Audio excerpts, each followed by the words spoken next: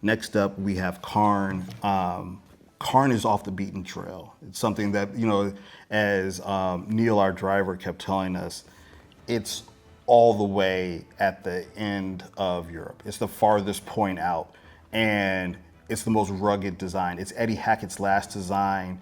It looks like the moon almost, and how grand the scale of the dunes are, and how rough and rugged and untamed it is. And it was just really a great experience. What are your thoughts? It's my second favorite course out of the bunch, next to RCD, the Wild Atlantic Dunes course specifically. But it was an experience, just like you described it. It was something that, midway through the round, I was having so much fun. It was a slow round due to, holes crossing and merging at 18, but I really wanted to finish that round. I felt like we were walking uphill the entire time, but an incredible finish. The last few holes with the sunset, really, those are some of the more dramatic pictures that I have that I've sent to friends that don't even play golf, that are just like, man, it's beautiful out there. Just to kind of touch on the views. I mean, all the courses here were, spectacular.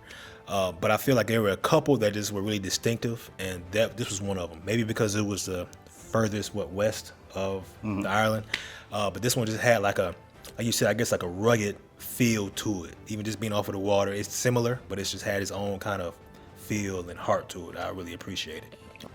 It's like you're inside of a stadium, and you can't see the green.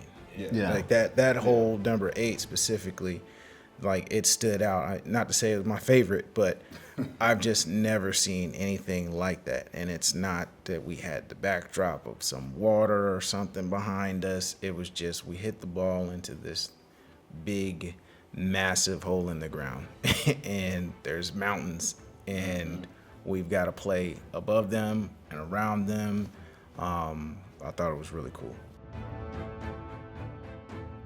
Yeah, and to echo that, I think Enniscrone and Carne are two courses where, as Corey mentioned, you really learn how to be like, all right, you got to plan your shots, go probably a club lower than what you're expecting. It's really hard to hit the greens, if it's if the fairway is just kind of straight in front of you, lay up, hit one club less, let the ball roll, because hitting these greens were very difficult.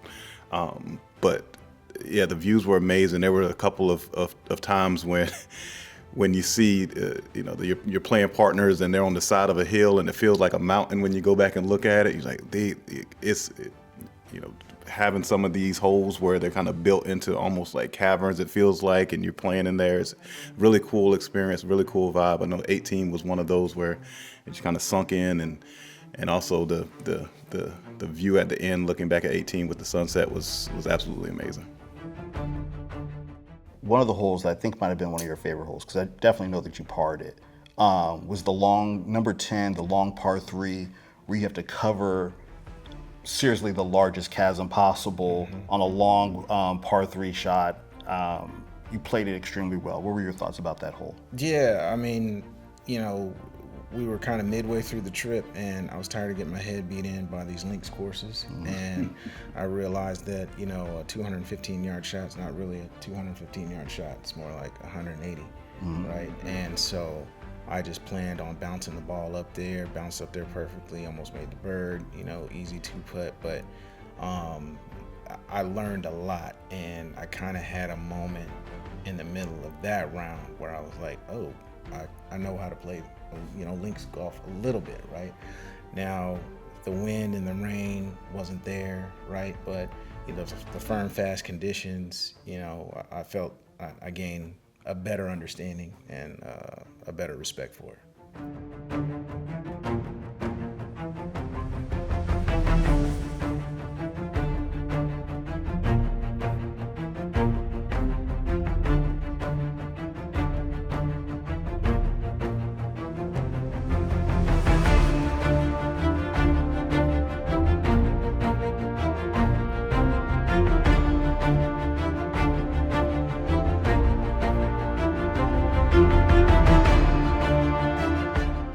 In that kind of experience of Carne, there's some real joy in like what will happen next. And I feel sometimes on a golf course you get so used to like, I know what's going to happen.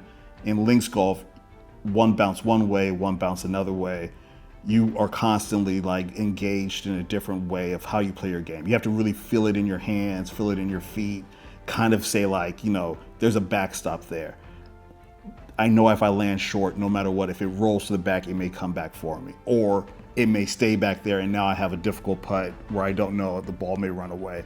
You really have to just kind of get into the excitement of the game and not into, I think I have this all under control. Links golf, one thing you walk away with, you have no control. You're just trying your best. You're trying to mitigate mistakes. And I think that Carne really puts you like on another world of almost a video game level of playing the game.